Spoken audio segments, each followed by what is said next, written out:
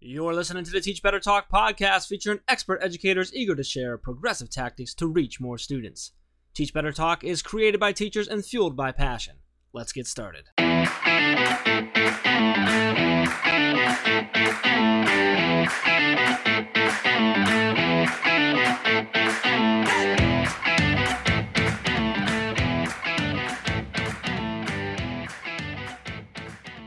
Hey everyone, welcome to episode 259 of Teach Better Talk podcast. My name is Ray Hewart.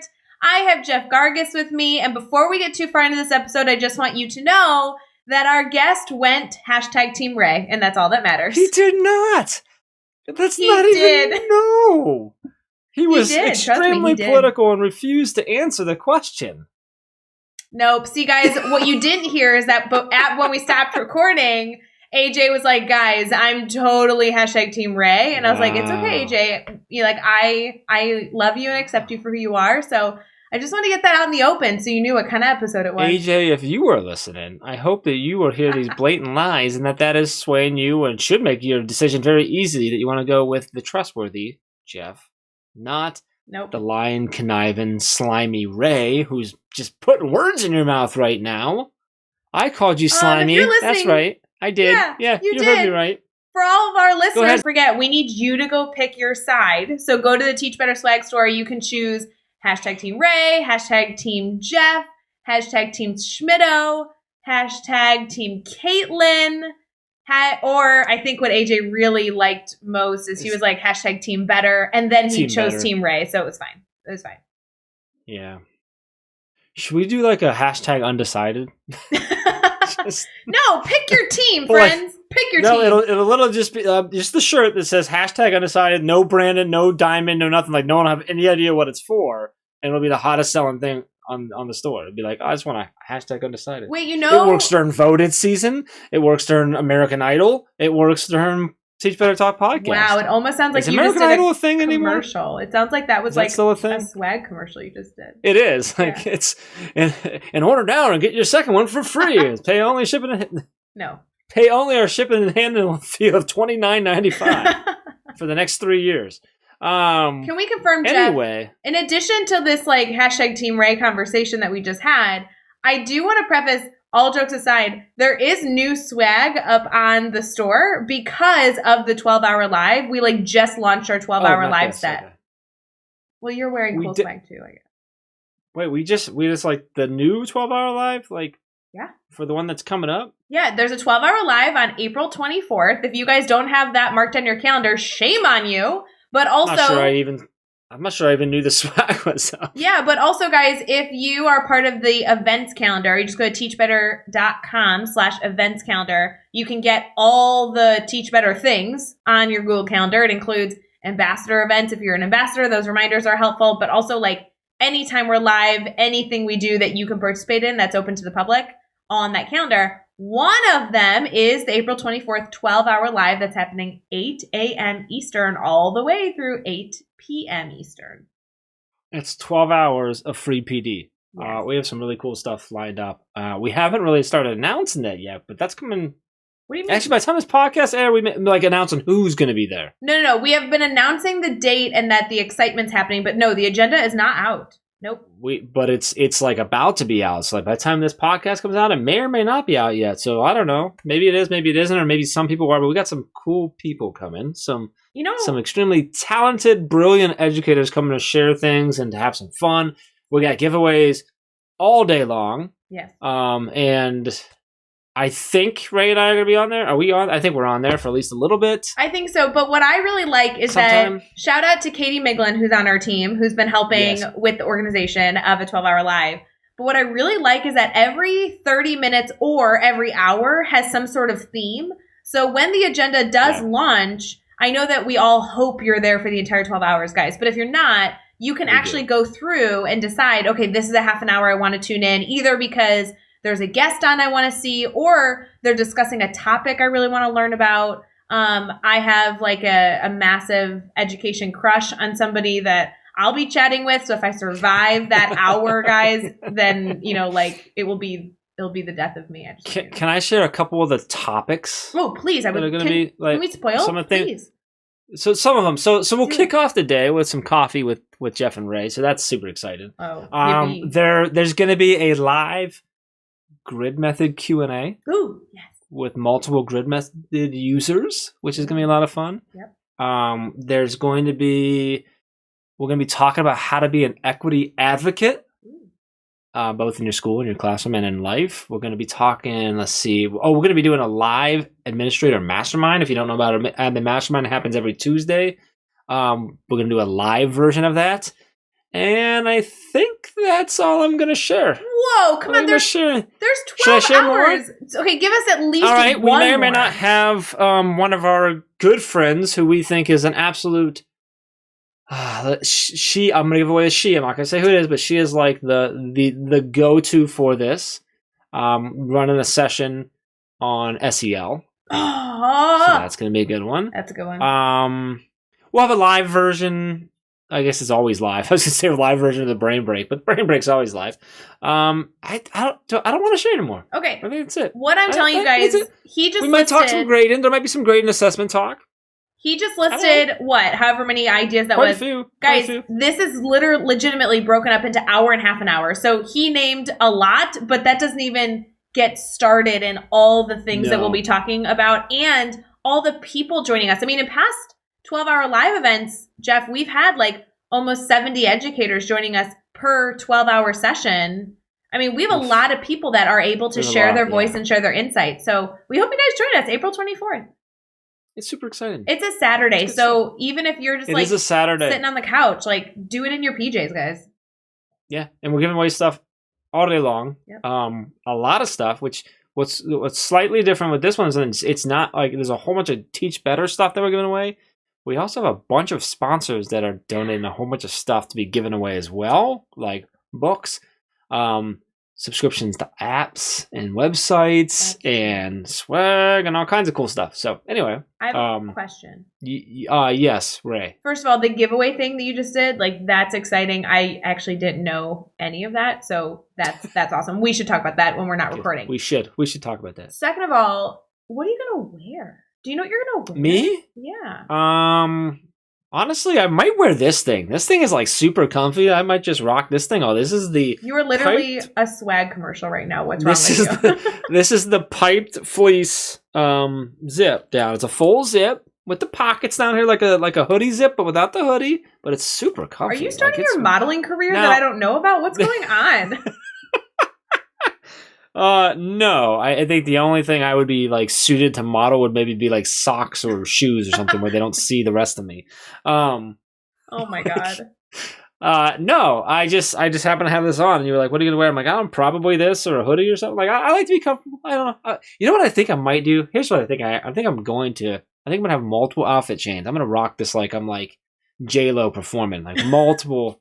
Yes, I totally just compared myself to J-Lo, which is such a disservice feel like that to isn't maybe your first time doing that. Just so in any of our podcast listeners, I feel like he's referenced J-Lo before. Anyone else? Shout out, please.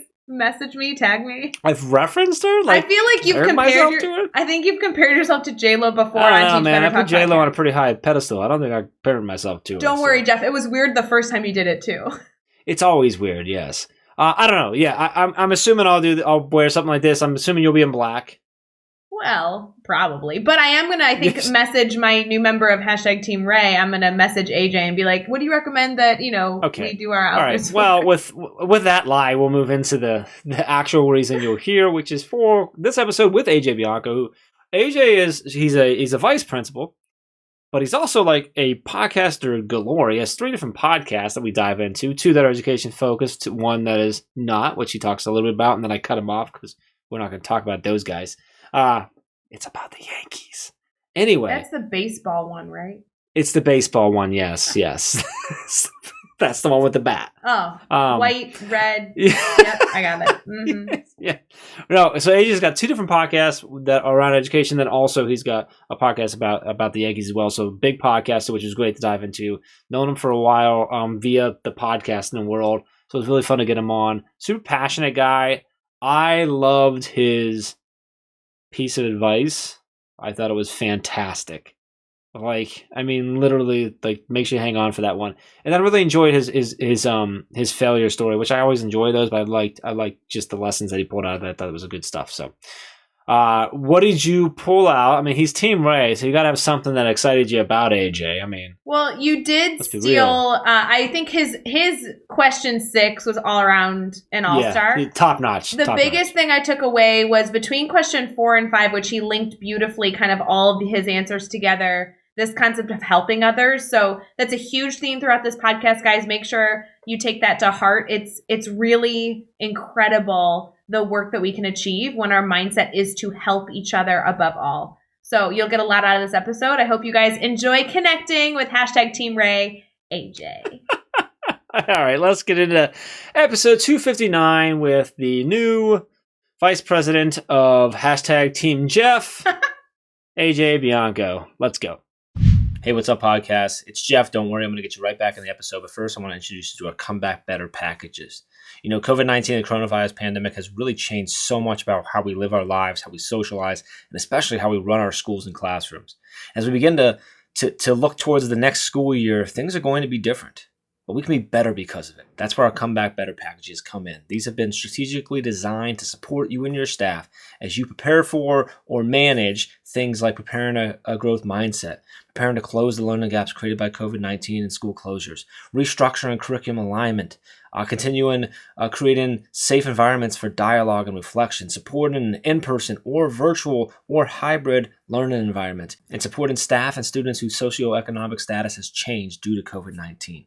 We are here for you. These packages are 100% customizable to fit your staff, your students, your community, and your needs.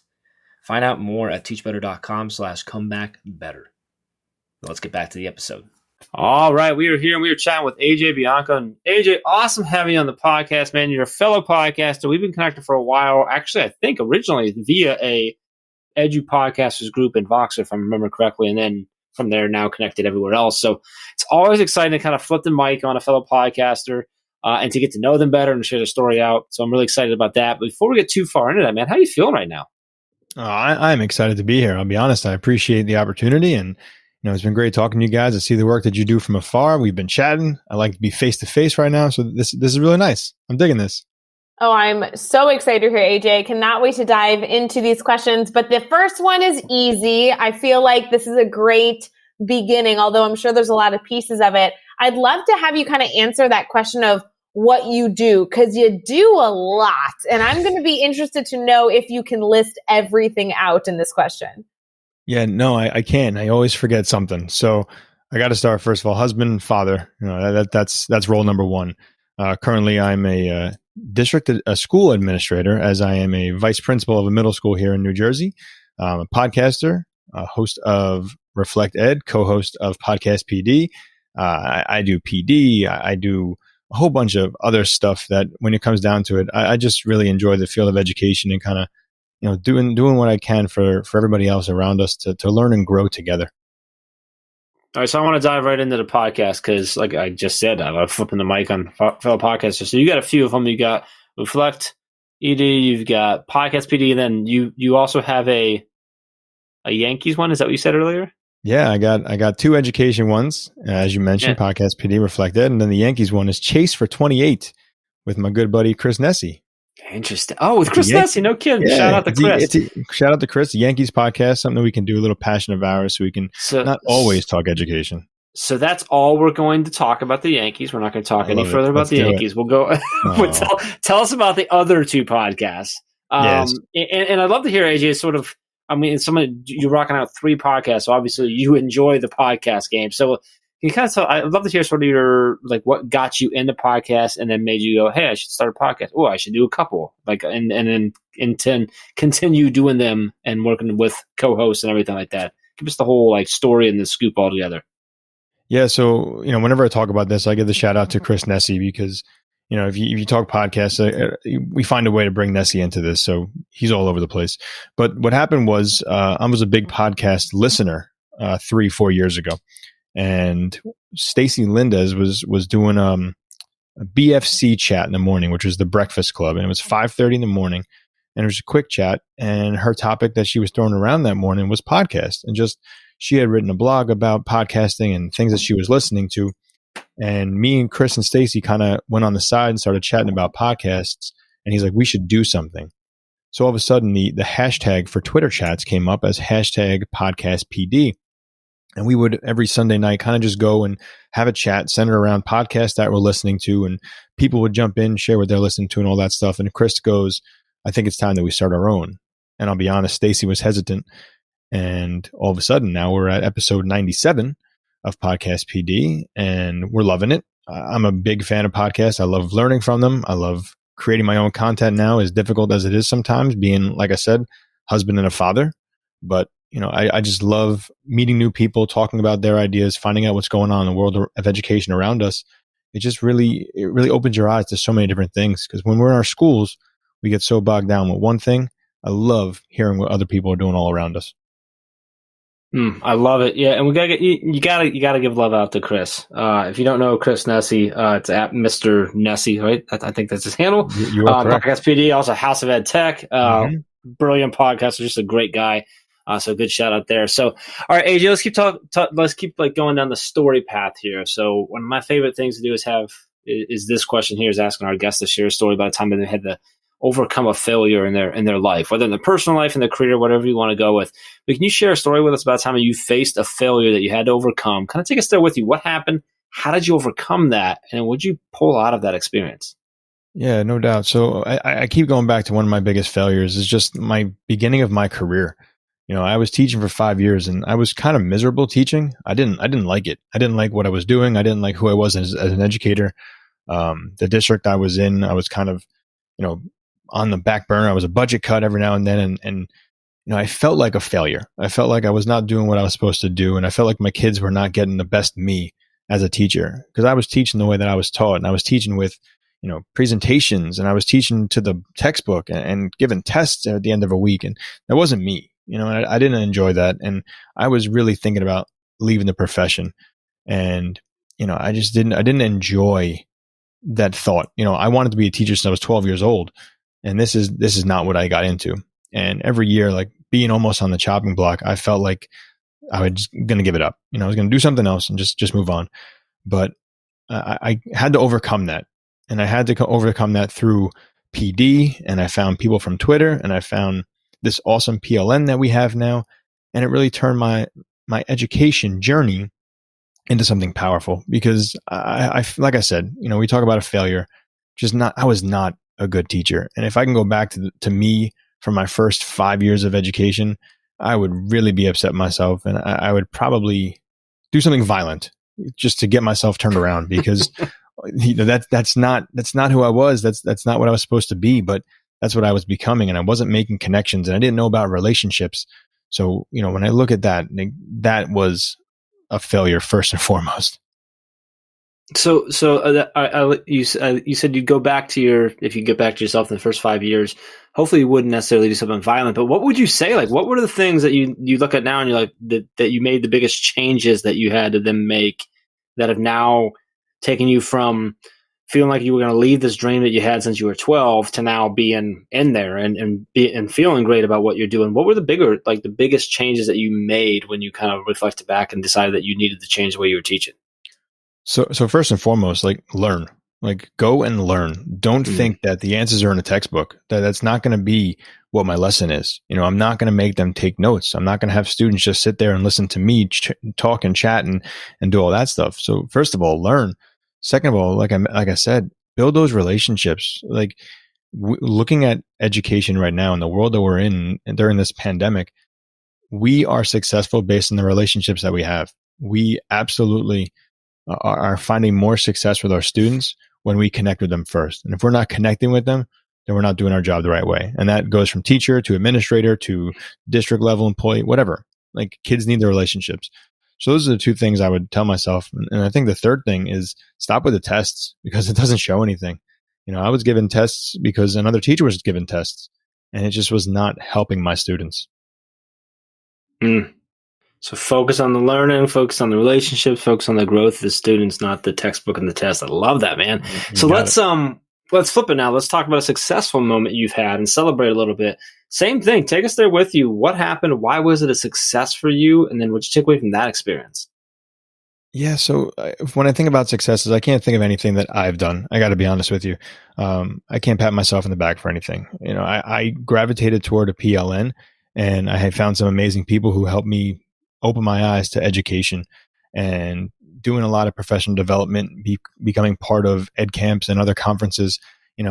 I found my passion of working with others and serving others and really find that leadership role. So over the last, I guess we'll say 10 years of my career, my 16-year career, I really focused on helping people, doing professional development and trying to create conferences and trying to find ed camps that can get started. In New Jersey here, we have Coffee EDU, and something that me and a co-host, Chrissy Romano, we had the Coffee EDU going up until, again, the pandemic hit a year ago. And it's just the gathering of people to share ideas because, honestly, and you guys know this, together, everybody is more powerful. It's not just one person that's doing it. It's everybody working together. I love the two ideas that you just blended together so beautifully. It's not only about coming together, but about helping people. And if we always keep those two words, those two concepts in mind, holy cow, are we going to build something powerful together? I love that you really brought that and kind of tied it up in a beautiful bow of what a success looks like. But when it comes to actually executing that work, right? You're focused on bringing people together, but you're also really dedicated to just helping people, regardless of what that means, just being somebody who is constantly cheering somebody on and helping them out. What really is keeping you excited about the work that you're doing? I like to think of this as like fueling your fire for everything that you're doing. I really love seeing my teachers, especially, and I can only speak to the people in my building. I love seeing them branch out and try new things. I love seeing them take risks. I like that they may not be comfortable with technology, but they want to use some of the different Google tools, or they want to use different formative assessment things they've seen. They want to incorporate project-based learning into their classrooms. I feel like the future of education is bright, and I feel like our teachers all over are really starting to figure out that they can kind of break the mold a little bit. I say to my teachers, go rogue. Like, the curriculum is there, but you need to make sure that you are doing what works for your students. You're doing something in your classroom that's fun, that's engaging, that's exciting.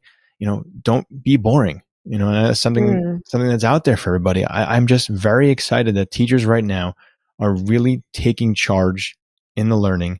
They're giving more choice to students. They're personalizing it. They're doing some projects. The student voice is becoming loud and clear, and we're not afraid of that anymore. And we're really allowing students to speak up and say, I like this. I want to do this. And teachers say, fine, let's run with it. And I think that's what's making schools really, really powerful right now. Oh, I couldn't agree more. And I can only imagine that same concept is going to flow into your piece of advice, because we really, really like to ask our guests to leave one piece of advice for teachers on every single episode. And so if you had to pinpoint the biggest takeaway, the one piece of advice that you would give to teachers, would it be along the same lines?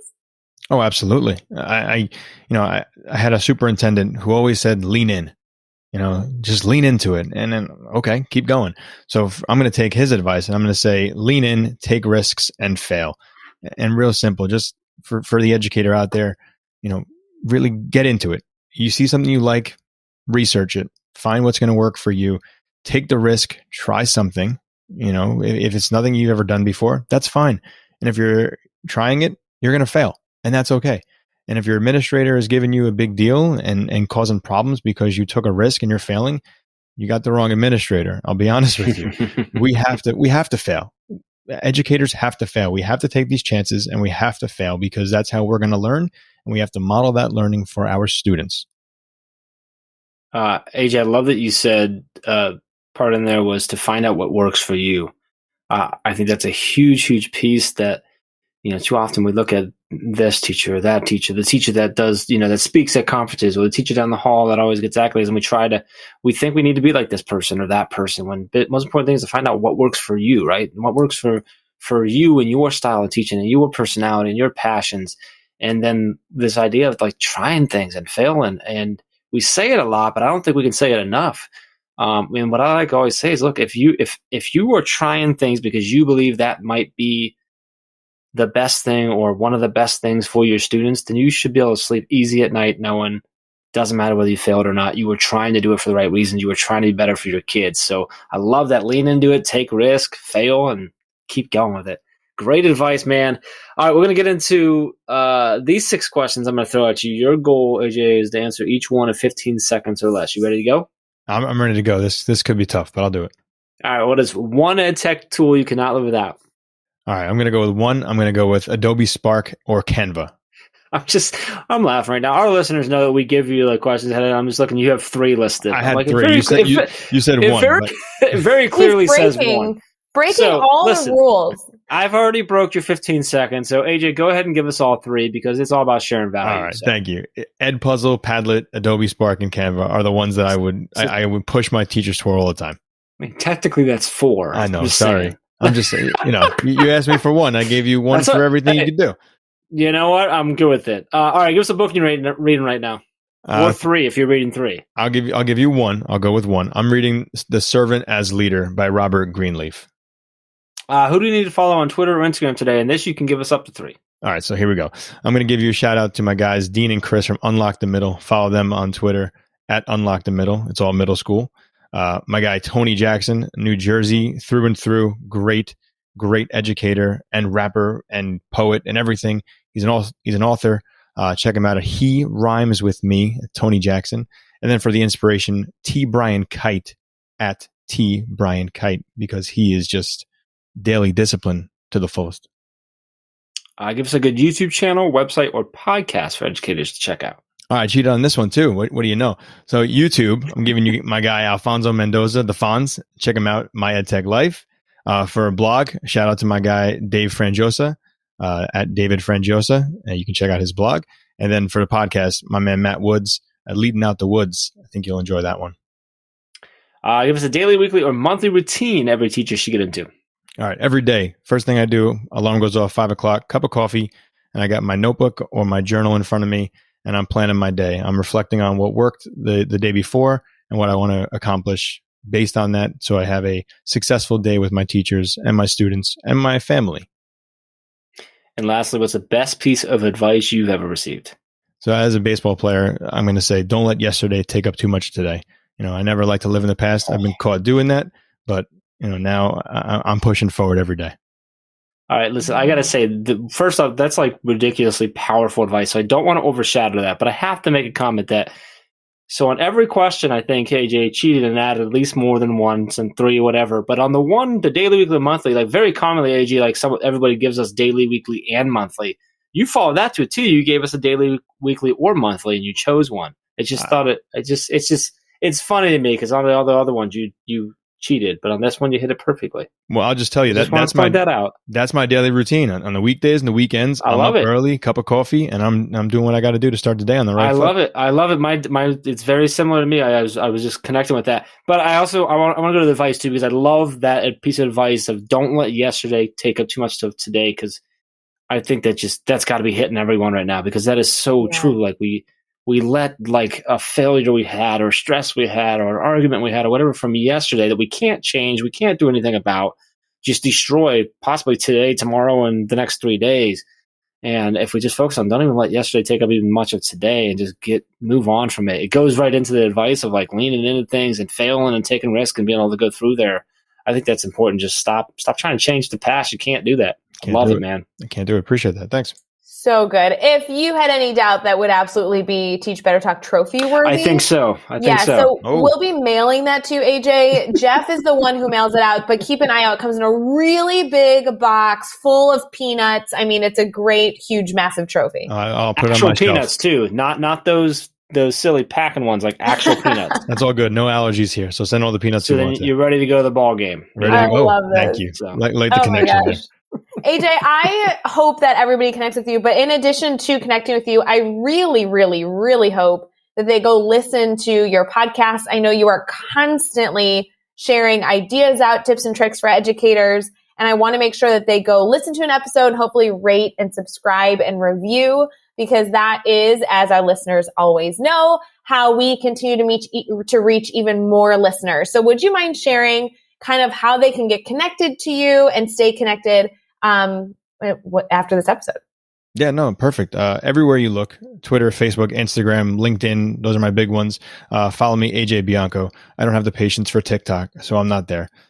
From there, you can kind of find what I do. My links are there to the podcast, whether it's Reflect Ed or if it's Podcast PD. You can find my stuff at reflectedpodcast.com or go to ajbianco.me. Or if you want to check out Podcast PD, just check out podcastpd.com. And I'm all over that place. You can find me there. Love it. And you can find all the links, all the resources, everything we mentioned in this episode over at teachbetter.com, as well as all those really important links for connecting with AJ and keeping the conversation going with him. So head over to teachbetter.com for all of that. Be sure to hit subscribe so you don't miss any upcoming episodes. And if you can give us that rating and review, we really appreciate that as well. Let's keep taking this one step further. Think of just 3 of your colleagues who need to hear these amazing stories and connect with these amazing educators, and just share this podcast with them. AJ, man, you did not disappoint, my friend. Total pro. So excited to have you on. Appreciate all the value you shared. I appreciate all the work you do, and the content you put out, the value you put out, the way you raise people, and share their stories and support people and look to help, and the work you do every day inside your school as well, man. Just really appreciate that, and appreciate you taking some time and hanging out with us tonight, man. Thank you. No, I appreciate you guys. This is a great podcast. You guys are doing a great job, and just thank you for highlighting the things that we all do as educators. Appreciate that, brother. And until next time, let's get out there and let's teach better.